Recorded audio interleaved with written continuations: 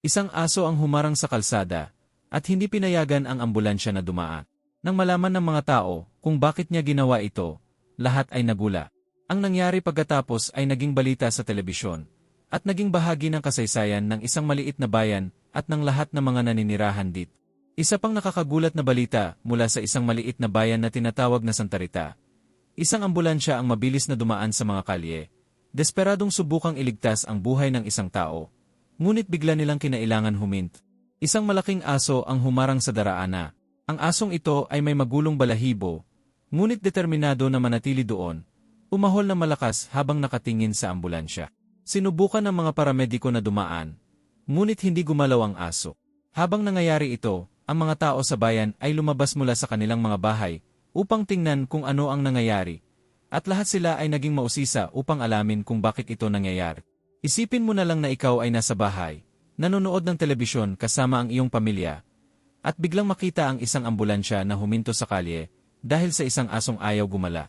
Nakakagulat isipin na totoo ito, gayunpaman ito ang nangyari sa mga kalye ng Santa Rita. Sa pamamagitan ng kilos na ito, nagawa ng asong ito na magpamaintindi sa buong baya.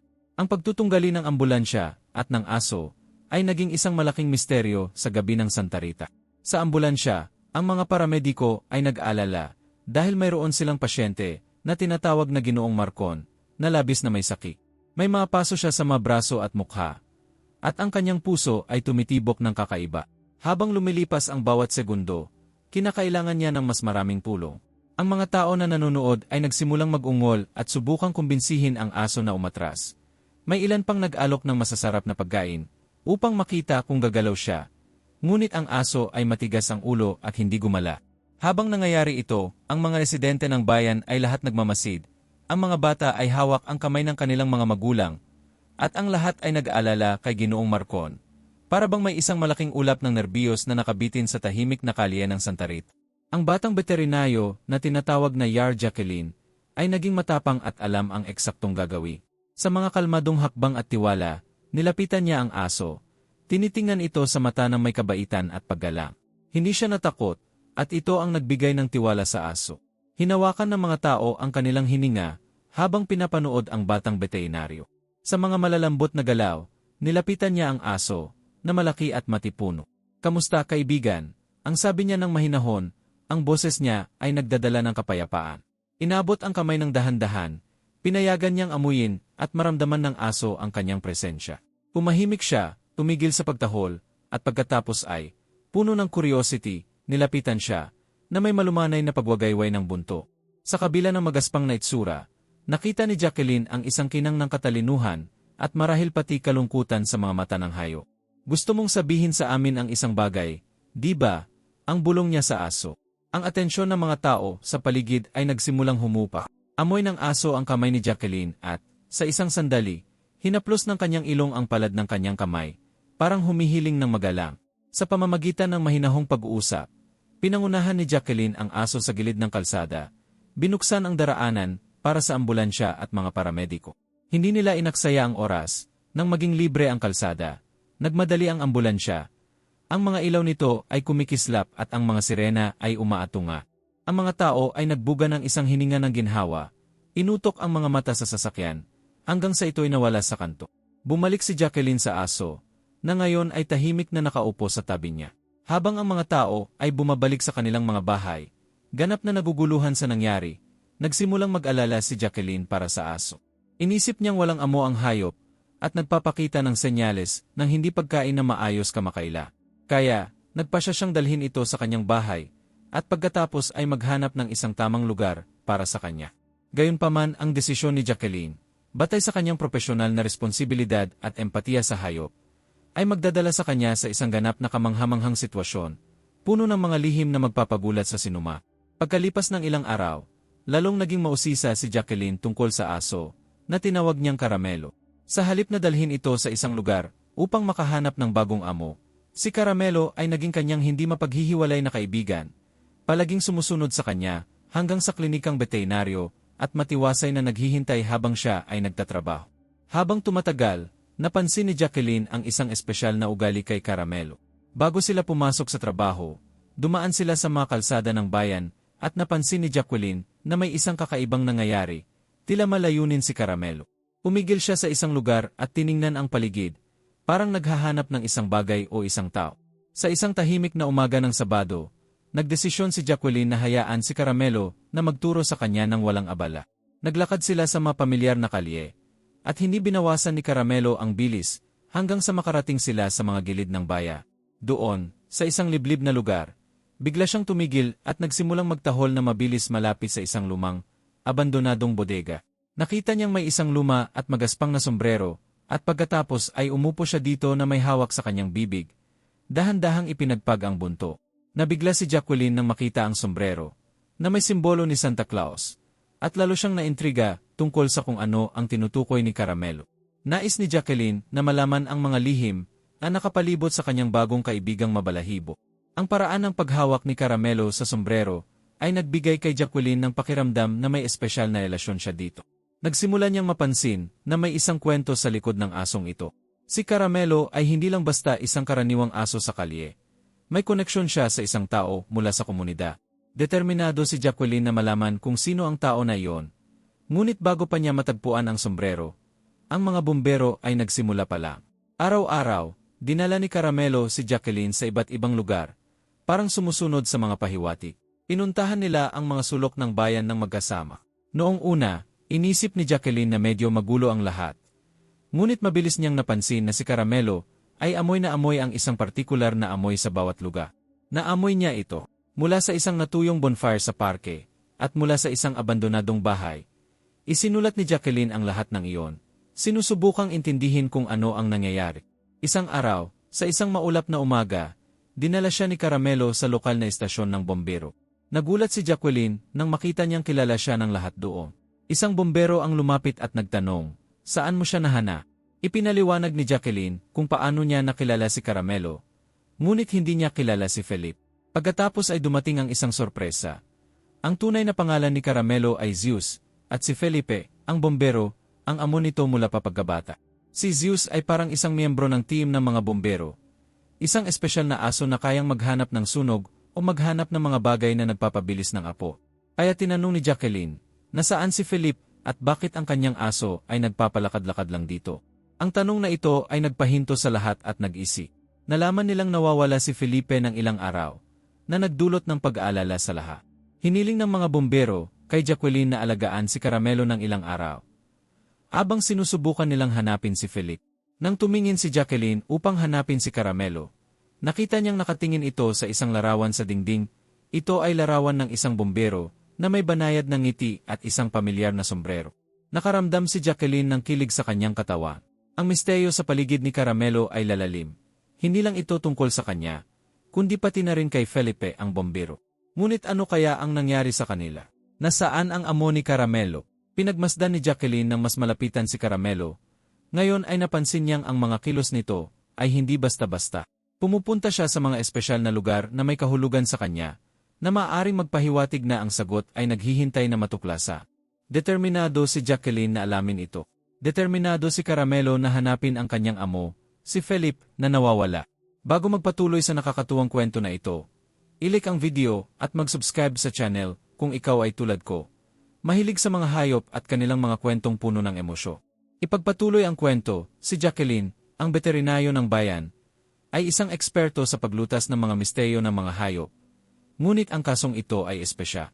Parang siya ay nagsisimula sa isang malaking pakikipagsapalaran, puno ng mga nakakagulat na palaisipa. Nagsimula si Jacqueline magtanong sa lahat tungkol kay Felipe. Ipinapakita ang kanyang larawan. Nalaman niyang si Felipe ay isang tanyag na tao sa bayan, kilala sa pagiging matapang, mabait at masayahi. Ngunit napansin ng ilan na kakaiba ang kanyang kilos kamakailan, parang may pinagdadaana. Mabilis na napansin ni Jacqueline na hindi lang basta tapat si Caramelo kay Felipe, desperado siyang hanapin ito. Ang mga lugar na pinupuntahan ni Melo at inaamoy araw-araw ay maaring mga pahiwatig kung nasaan si Felipe, kung ano ang ginagawa niya bago mawala. Habang higit pa mga tao ang nakakaalam ng pagkawala ni Felipe at ang pagsusumikat ni Caramelo na hanapin siya, buong bayan ay nakilahok sa paghahana. Nakamit ni Caramelo ang puso ng lahat sa bayan, pati na rin si Jacqueline, na determined na lutasin ang kahangahangang misteryong ito. Ang nagsimula bilang simpleng paghahanap ay naging isang laban na nagbuklod sa buong komunidad. Nagtipon-tipon ang mga residente upang hanapin si Felipe. Sinusundan ang mga lugar na pinuntahan ni Caramelo kasama si Jacqueline. Nagpamigay sila ng mga flare na may larawan ni Felipe at nagsagawa ng mga pulong sa baya. Ang mga lokal na bumbero ay nag-alala sa pagkawala ng kanilang kasamahan at sila ang nanguna sa paghahanap kasama ang pulis. Ang mga kapehan at tindahan ay naging mga sentro ng operasyon para sa mga voluntaryo. Ang mga tao na hindi laging nag-uusap ay nagtrabaho ngayon ng magkasama upang hanapin si Felipe. Lahat sa Santa Susana ay nagkaisa para sa layuning ito. Si Jacqueline ay nasa harapan ng lahat, kasama si Caramelo palagi sa kanyang tabi. Nakagawa si Jacqueline ng isang kawili, willing tuklas na lalong nagpasalimuot sa misteryo. Nalaman niyang si Felipe ay nagsisiyasat ng isang serye ng mga misteryosong sunog sa lungsod. Bagamat hindi ito nagdulot ng malalaking pinsala, nag-alala si Felipe at inisip na maaring may iba pang dahilan sa likod ng mga ito.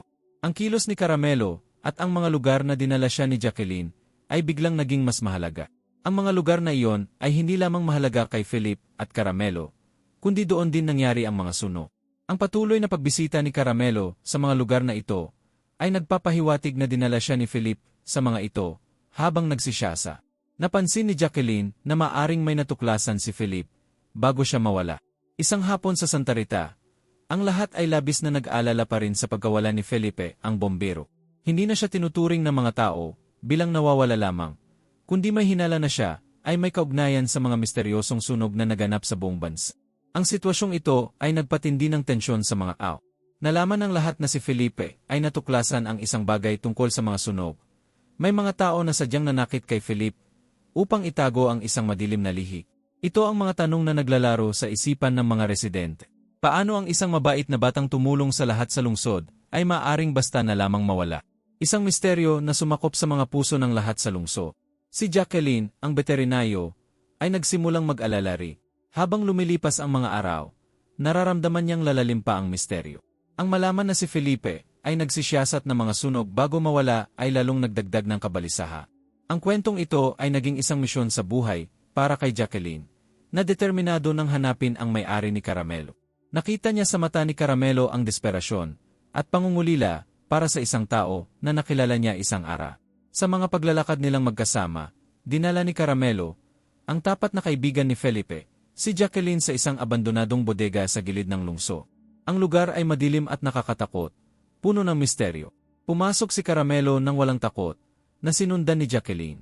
Sa bodega, natagpuan nila si Felipe, siya ay sugatan ngunit buhay. Tumakbo si Caramelo patungo sa kanya, na parang alam niyang kailangan niyang tulungan ang kanyang kaibigan. Walang sagot tungkol sa kung ano ang nangyari kay Felipe at kung ano ang ibig sabihin nito para sa lungsod ng Santa Rita. Ngunit malayo pa ang paglalakbay na ito. Si Felipe ay mahina, ngunit nagawa niyang ikwento ang kanyang karanasan. Nagsisiyasat siya ng mga sinadyang sunog at pinaghihinalaan niyang may mga mahalagang lihim sa bodega. Sa kasamaang palad, siya ay tinambangan at nasugatan. Ang aso ni Felipe ay naging mahalaga para mahanap siya, ngunit ang kwento ay nagsisimula pa lamang. Ipinahayag ni Felipe kay Jacqueline na si Caramelo ay hindi isang ordinaryong aso.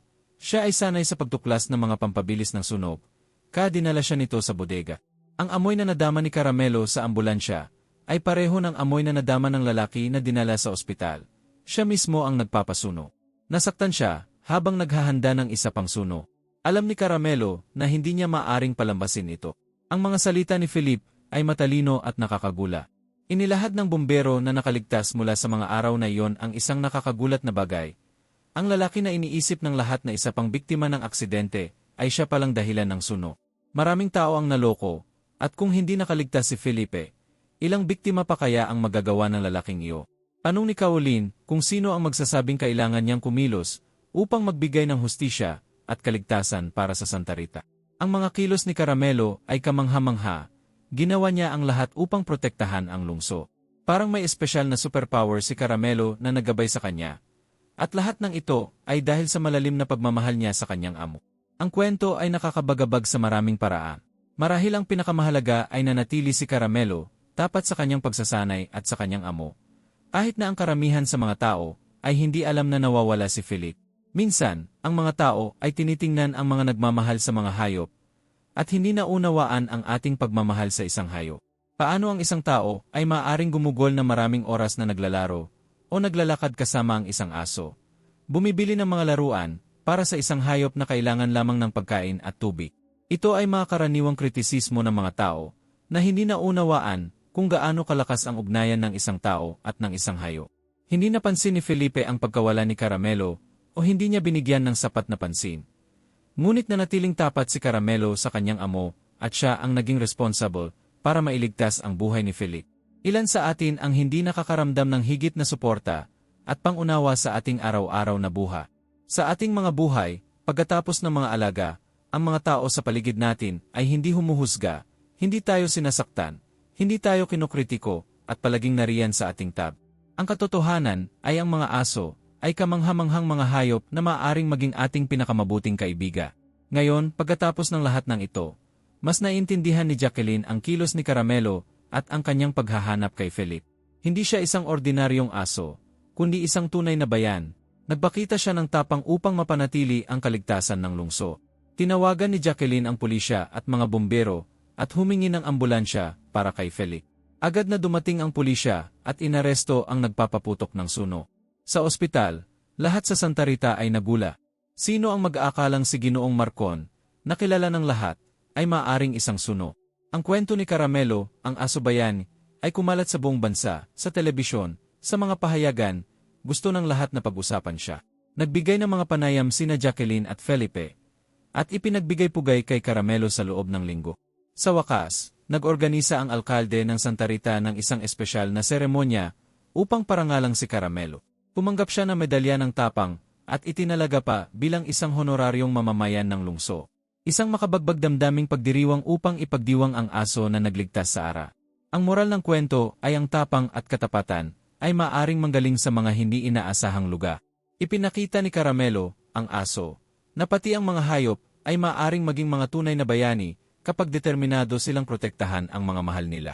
Higit pa rito, ang kwento ay nagpapaalala sa atin ng kahalagahan ng pagtutulungan bilang isang komunidad upang harapin ang mga hamon at lutasin ang mga problema na nagpapakita na kapag ang mga tao ay nagsasama-sama, makakamtan nila ang mga malalaking result. Ano ang sa palagay mo tungkol sa kwentong ito? Mag-iwan ng komento na ibahagi ang iyong opinyon tungkol sa kamanghamanghang kwento ni Caramelo, Jacqueline, at Felipe, dahil mahalaga ang iyong opinyon sa ating komunidad.